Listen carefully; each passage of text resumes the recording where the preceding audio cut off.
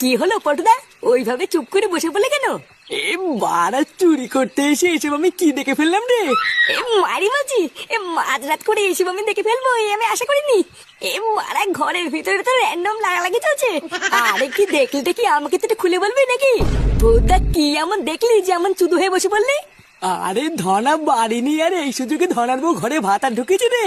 এই ভোদার বাল মাঝরাত করে ঘরের ভিতরে দুর্ধর্ষ লাগালাগি চলছে। এই কি পটু, আমার মাথায় একটা সেটা ভাঙা প্ল্যান এসছে রে। কি প্ল্যান? এইসব দেখার পরে আবার তোর কি প্ল্যান আসলো?